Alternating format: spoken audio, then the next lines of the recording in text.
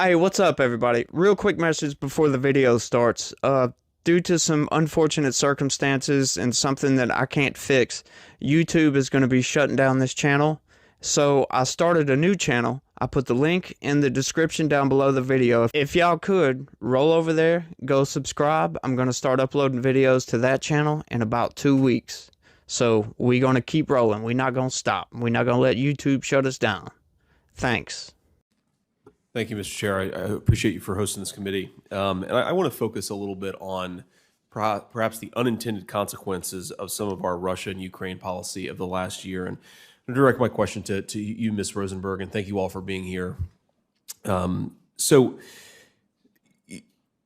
I've known this committee before. Our sanctions policy in Russia has been a complete and total failure. We thought that we would shrink the Russian economy by 10, 20, 30, even 50%, yet we've shrunk the Russian economy by very little. And if you compare it to the performance of other regional economies, and let's say in terms of the performance of its currency, it's actually doing pretty well relative to other world currencies. So the foreign policy establishment claimed that one of the strongest sanctions measures was the disconnection of Russian banks from SWIFT. Scholars claim that this would kneecap the Russian economy, but while the Washington foreign policy establishment was preoccupied with crafting a sanctions regime, they failed to consider that Russia had been developing their own alternative to SWIFT, which is, of course, the SPFS. Ms. Rosenberg, I want to ask first, has the SPFS grown in response to being cut off from SWIFT, and by how much has it grown? Thank you, Senator, for the question.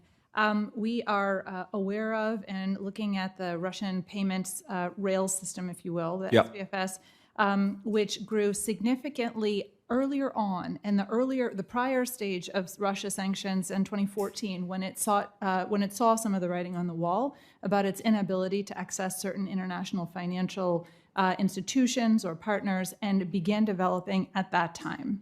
Yeah, so my understanding, at least the Russian claims, are that they've integrated about 50 foreign banks just in the last couple of years onto the SPFS system. And to your point, it sounds like they integrated a lot more before, from maybe 2014 to 2020, perhaps 2021. The other really concerning thing, of course, is that India and Iran seem to be getting closer and closer to the Russian financial system, even as they're getting further and further away from the American financial system. And in particular, India, which we should all recognize is the most important geopolitical counterweight to China in the region. It's a very bad thing for them to be getting closer to Russia and China and the Russian financial system. Just for my edification and anybody else who's listening, could you speak a little bit to the national security importance? So what do we get out of cooperative organizations like SWIFT as the dominant global bank power, and what kind of access does our law enforcement have that they wouldn't have if you had major foreign powers shifting off of SWIFT? Thank you for the question.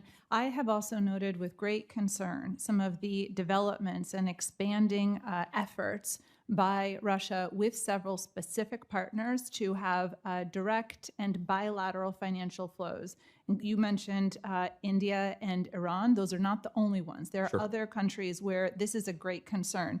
And as you pointed out, this is designed to be an effort to relieve and mitigate its dependency on international financial systems. So the reason why Russia, as we see it, is seeking to do this is because it has less and less connectivity with international financial architecture. It's not just SWIFT, it's also the correspondent banking relationships that have been cut off so significantly by the European and US and British sanctions that have severed, designated number of banks and severed those relationships. But the concern that I hear you expressing is concern we also have. We cannot rest knowing that we have designated over 80% of Russia's financial system and restricted their access to SWIFT systems. That is insufficient if they are still able to move around them and gain access to international financial channels.